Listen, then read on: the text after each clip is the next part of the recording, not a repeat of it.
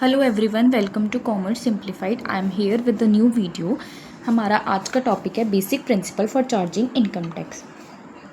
कि मतलब income tax को चार्ज करने के लिए क्या बेसिक प्रिंसिपल्स हैं। Income tax is an annual tax on income. की जो एक इनकम टैक्स है वो क्या है? एनुअल टैक्स है हमारी इनकम के ऊपर। Income tax of the previous year is taxable in the next following assessment year at the rate applicable to that assessment year. इस पॉइंट का मतलब है कि जो हमने प्रीवियस ईयर में इनकम अर्न करी है उसके ऊपर टैक्स कब लगेगा? नेक्स्ट असेसमेंट ईयर में।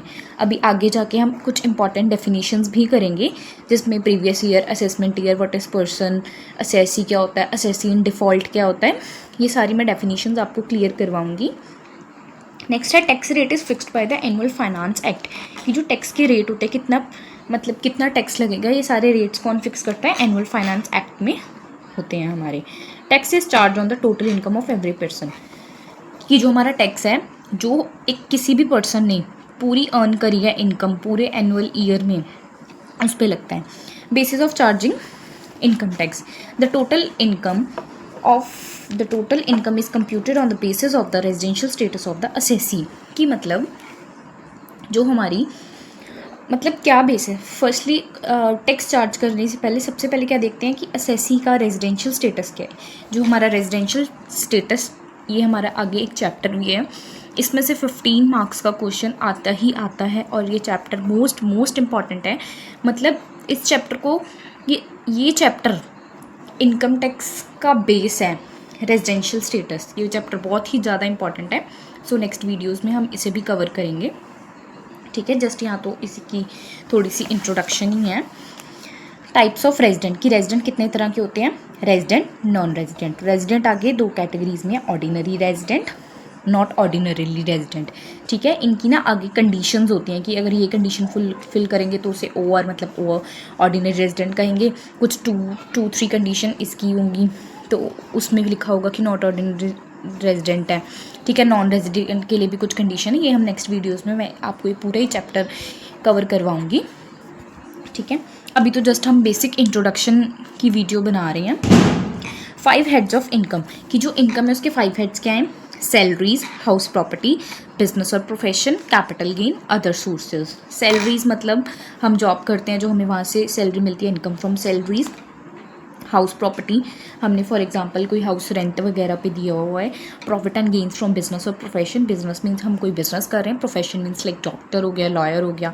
और कैपिटल गेन मतलब कोई आपने एसेट बेचा है, उस पर कुछ कैपिटल गेन हुआ है।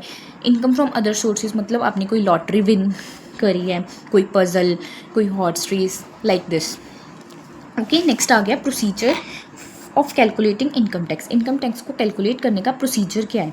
सबसे पहले हम क्या करेंगे? Classify income under 5 heads. जो अभी मैंने आपको ये ऊपर हेड्स बताए हैं। सबसे पहले हम क्या करेंगे?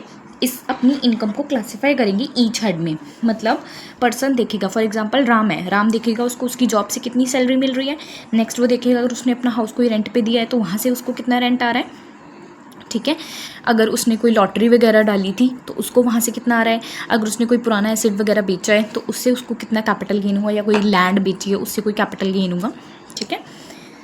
ये सारा हम देखेंगे। उसके बाद क्या करेंगे? कुछ डिडक्शंस होती हैं हर एक हेड में से, लाइक सैलरी में से कुछ डिडक्शन होगी, हाउस प्रॉपर्टी में से, बिजनेस प्रोफेशन से, अदर सोर्सेज से, कैपिटल गेन से, ठीक है। तो हम क्या करेंगे? हर सारी डिडक्शंस को करके कुछ बैलेंस लेफ्ट होएगा, हमारा बैलेंस बचेगा, उसे हम क्या बोलते हैं? Accessible income. हर हेड में डिवाइड करके उसकी जो भी हमारा अमाउंट है उसमें से फिर हम कुछ डिडक्शंस करेंगे। देन फिर उन डिडक्शंस के बाद हमारे पास बचेगी असेसिबल इनकम। नेक्स्ट क्या करेंगे? हम उस असेसिबल इनकम का total of the accessible income of each head is called gross total income, ठीक है। उसे हम क्या बोलेंगे? Gross total income. From gross total income deduct the deduction permissible under section 80C to 80U। फिर हम क्या डिडक्शंस करेंगे इसे? GTI में से 80C से लेके 80U तक। फिर जो बैलेंस बचेगा उसे हम क्या बोलेंगे? टोटल इनकम, ठीक है। एक बार मैं आपको GTI समझा देती हूँ। ग्रॉस टोटल इनकम, देखिए मैंने आपको बताया ना, सबसे पहले हम क्लासीफाई कर देंगे 5 हेड्स में, ठीक है। ऊपर जो हेड्स हैं फिर उसमें कुछ डिडक्शंस होगी, जो अमाउंट लेफ्ट हो जाएगी बचेगी उसे हम असेसिबल इनकम बोलेंगे। फिर असेसिबल इनकम का हम ऐड करेंगे, टोटल करेंगे, फिर उसे जीटीआई बोलेंगे। यहाँ देखिए GTI, the sum aggregate of income under the following head is known as GTI. ये मैंने आपको बताया, income from salaries, income from house property, profit and gains of business, profession, capital gain, income from other sources.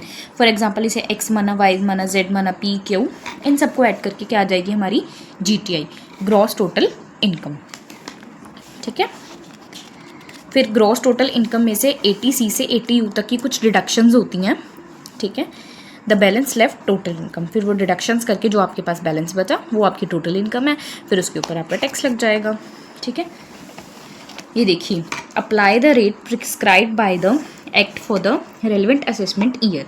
ठीक है, उसके बाद क्या है, कुछ टैक्स रेट्स होते हैं, कुछ जर्नल टैक्स रेट्स होते हैं और कुछ स्पेशल टैक्स रेट्स होते हैं। जर्नल टैक्स रेट्स देख लीजिए, इंडिविजुअल, वो इंडिविजुअल जो 60 से लेके 80 ईयर्स तक की एज में है, मतलब सीनियर सिटीज़न। ठीक है, उनको हमने कल वीडियो में करा था। एग्जाम्पशन लिमिट क्या है सीनियर सिटीज़न के लिए, 3 लाख। उसके बाद जो नेक्स्ट 3 लाख वो होगी उनकी इनकम, उस पर 5% लगेगा, नेक्स्ट 5 लाख पे 20%, नेक्स्ट बैलेंस पे 30%। उसके बाद है सुपर सीनियर सिटीज़न। ये कौन से सिटीज़न होते हैं, जो 80 ईयर के होते हैं या 80 ईयर से ज़्यादा होते हैं। इनकी बेसिक एग्जाम्पशन लिमिट क्या है, 5 लाख। ओके, नेक्स्ट 5 लाख पे इनको 20% लगेगा, नेक्स्ट बैलेंस जो भी होगा उस पर 30% लगेगा। अब हमारा है other individual, HUF, AOP, BOI और लेस देन 60 ईयर। वो इंडिविजुअल जो 60 ईयर से कम है उनके लिए हमारी बेसिक एग्जाम्पशन लिमिट क्या है, 5। बेसिक एग्जाम्पशन लिमिट है उनकी 2,50,000। नेक्स्ट 2,50,000 पे 5%, नेक्स्ट 5 लाख पे 20%, नेक्स्ट बैलेंस पे 30%। ये रेट्स को रिवाइज करना बहुत ही इंपॉर्टेंट है, क्योंकि जो हमें 5 मार्क्स का प्रैक्टिकल आता है या 15 में प्रैक्टिकल आता है, जिन भी स्टूडेंट्स ने प्रैक्टिकल सॉल्व करना है, ये रेट्स को करना बहुत ज़रूरी है। क्योंकि कई बार ऐसा होता है कि हम कंफ्यूज हो जाते हैं। अगर हमारा एज के अकॉर्डिंग हम रेट्स या नहीं करेंगे तो हमारा क्या है, क्वेश्चन अब बेशक आपने सही भी किया है पर वो फिर भी गलत हो जाए, क्योंकि हमने रेट ही गलत अप्लाई कर दिए। ठीक है, इन रेट्स को रिवाइज़ करना बहुत ही इंपॉर्टेंट है, तो इनको आप केयरफुली रिवाइज़ करिए या तो बार बार लिख कर देखिए। ओके, ये हमारे रेट्स हैं, जर्नल रेट्स जो मोस्टली अप्लाई होते हैं। ठीक है, कुछ स्पेशल रेट्स भी होते हैं, जैसे ये देख लीजिए, जैसे शॉर्ट टर्म कैपिटल गेन पे हमारा 15%, लॉन्ग टर्म कैपिटल गेन पे 20%। ठीक है, लिस्टेड शेयर्स पे 10%, और कैपिटल गेन जो हो गया long term capital gain under section 112A में 10%। लॉटरीज पे क्रॉसवर्ड पजल विन कर ली उस पर 30%। ठीक है, नेक्स्ट टॉपिक है हमारा rebate of income tax. Rebate क्या होती है, रिबेट का मतलब होता है छूट। अब इनकम टैक्स डिपार्टमेंट हमसे टैक्स लेता है, ठीक है, तो वो हमें एक थोड़ा सा बेनिफिट भी दे देते हैं, जिसे हम बोलते हैं रिबेट। रिबेट का मतलब होता है छूट, किसी चीज़ में हमें छूट देना, कि मतलब लाइक नॉर्मली थोड़ा सा मतलब जैसे डिस्काउंट बोल देते हैं हम, लाइक नॉर्मल लेमैन लैंग्वेज में हम इसे ऐसे बोल सकते हैं कि ये थोड़ी सी छूट होती है। ठीक है, इसमें क्या होता है, in case of an individual resident in India whose total income does not exceed ₹5 lakh, वो इंडिविजुअल जिसकी इनकम 5 लाख से ज़्यादा एक्सीड नहीं कर रही है, एनुअल इनकम 5 लाख से ज़्यादा नहीं है, वो इस डिडक्शन को ले सकता है। ठीक है, हमारी रिबेट हमें कितनी मिलती है, 12,500, 12,500 हमें रिबेट मिलती है।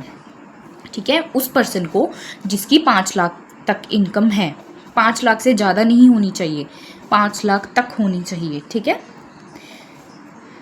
ठीक है, इसके लिए कुछ कंडीशंस हैं। जो हमारी रिबेट है उसका सेक्शन है सेक्शन 87A। मोस्ट इंपॉर्टेंट बात, बच्चों का ये डाउट भी होता है कि हम सेक्शन लिखें ना लिखें।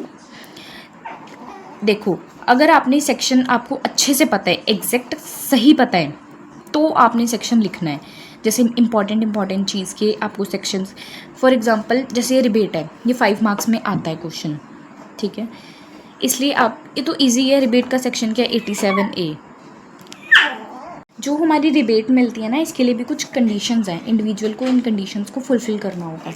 Available only to resident individual, ये रिबेट किसको मिलती है, जो इंडिया के रेजिडेंट हैं उन्हें, और जिनकी टोटल इनकम एक्सीड ना करे 5 लाख से। टोटल रिबेट इज़ 12,500, की मतलब जो रिबेट का प्राइस है वो कितना है, 12,500, 12,500। Rebate is available before education and health cess, की जो रिबेट है एजुकेशन और हेल्थ सेस से पहले मिल जाती है। ठीक है, नेक्स्ट वीडियो में हम करेंगे इनकम, कि इनकम के अंडर क्या क्या आता है। ठीक है, ओके वीडियो, आई होप कि आपको वीडियो अच्छी लगी होगी।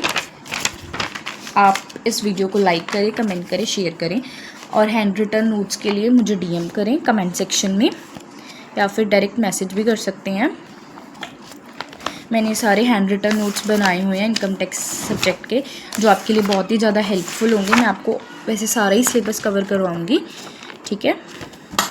सो लाइक करें, कमेंट करें, शेयर करें। Thank you. I hope you like this video.